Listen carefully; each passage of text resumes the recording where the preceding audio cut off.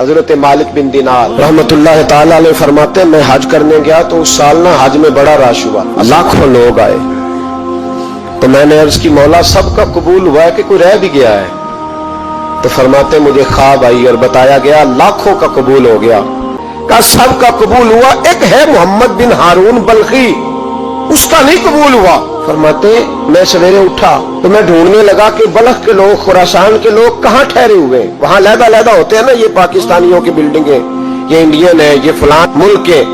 तो कहते मैं ढूंढते ढूंढते पहुंचा तो मैंने बल्ख के लोगों को पा लिया। मैंने पूछा तुम्हें मोहम्मद बिन हारून बल्खी कौन है? तो लोग कहने लगे वो तो बड़ा नेक आदमी है, बड़ा परहेजगार है। कहते मैंने कहा मुझे ख्वाब आई है, आज कबूल नहीं हुआ, ये तारीफें कर रहे हैं।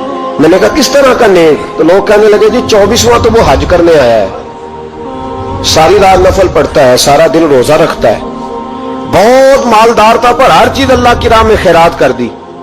फरमाते मैंने कहा वो कहाँ है? कहने लगे पहाड़ के पीछे खैमा उसने लगाया है, वहां अल्लाह अल्लाह कर रहा है।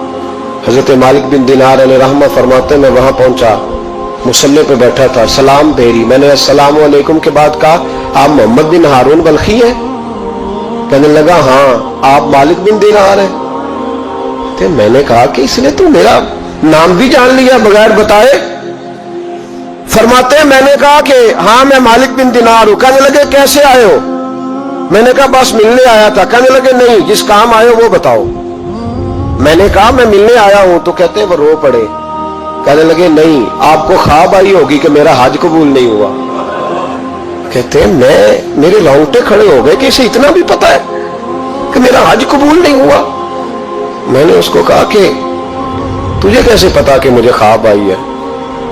कहने लगा मालिक बिन दिनार मुझे 24 साल हो गए, मैं इस बेनियाज के घर का तवाफ करता हूं, मैं हजर अस्वद के बोसे लेता हूं, मैं मकाम इब्राहिम पे नफल पढ़ता हूं, मैं सफा मरवा की सही करता हूं, पर 24 साल बीत गए। जब मैं तवाफ़े विदा करने के करीब आता हूं तो कोई ना कोई अल्लाह का वली आके कहता है दौड़ जा तेरा कोई नहीं कबूल हुआ। 24 साल। तो मालिक बिन दिनार फरमाते मैं उसके करीब बैठ गया और उसके घुटने पे हाथ रखा मैंने।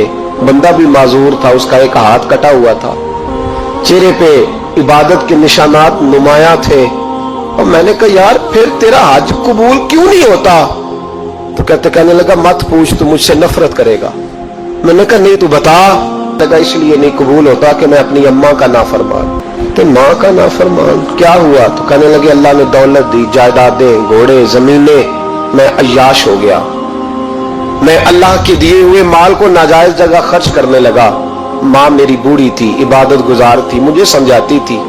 रमजान का महीना, असर के बाद अम्मा तंदूर में रोटियां लगा रही, मैं घर आया शराब के नशे में, अम्मा रोटी दो। माँ कहने लगी शर्म कर, रोजा रखा नहीं तो जिन्होंने रखा है उनका तो ख्याल कर। कहते हैं ये लफ्ज मैंने सुने तो माँ को एक थप्पड़ दे मारा, अम्मा जलते हुए तंदूर में गिर गए। लोगों ने मुझे कमरे में बंद कर दिया। कहते हैं सारी रात मैं शोर सुनता रहा पर नशे में पड़ा रहा। अगले दिन जोर के बाद आंख तब खुली जब मेरी बीवी अलमारियों से कपड़े निकाल रही थी। मैंने कहा कहाँ जा रही हो?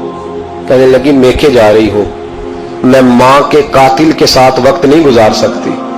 मैंने कहा माँ कत्ल हो गई? कहा हाँ, रात 9 महीने तुझे पेट में रखने वाली और छाती का दूध तेरे गले में उतार के पालने वाली तेरे हाथों कत्ल हो गई। कहा किधर है मेरी माँ की मैयत? का दफन कर दिया। बताया क्यों नहीं? कहते मरते वक्त कह गई थी उसे मेरा मुंह ना दिखाना, मेरे जनाजे के करीब ना आए। कहने लगा मैं उसी वक्त उठा जिस हाथ से माँ को मारा था, कुल्हाड़ा लेके हाथ काट दिया, जायदादें, घोड़े, मकानात खैरात कर दिए। सारी रात नफल पढ़ता हूँ, सारे दिन के रोजे रखता हूँ, हर साल हज करता हूँ, अर्श का मालिक माफ नहीं करता।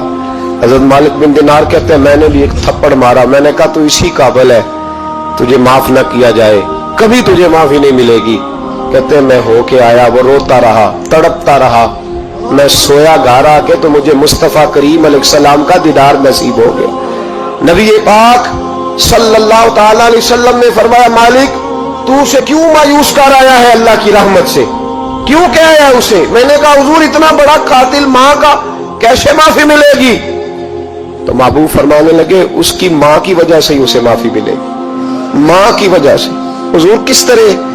फरमाया माँ कयामत के दिन इसके खिलाफ मुकदमा दायर करेगी, कहेगी अल्लाह इससे पूछ मेरा जुर्म क्या था, मुझे क्यों जला के मारा। रब बात सुनेगा और फिर कहेगा उठाओ इसके बेटे को। माँ, ओ बच्चे की माँ, भेजे ना तेरे बेटे को सजा दे, कहेगी या अल्लाह सख्त सजा दे।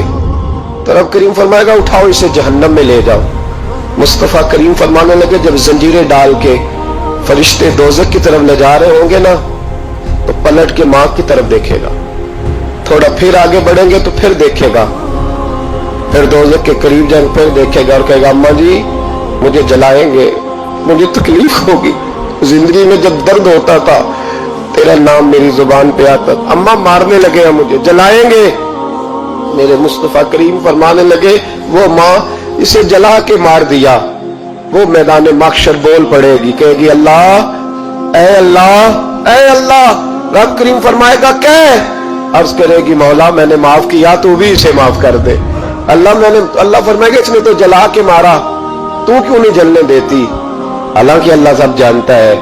कहेगी मौला मैं तो मां हूं ना, कैसे मौका दूं? अगर आपको ये वीडियो पसंद आई है तो बराए मेहरबानी लाइक और शेयर करें और रूबी का कलम चैनल को सब्सक्राइब करना मत भूलें। शुक्रिया।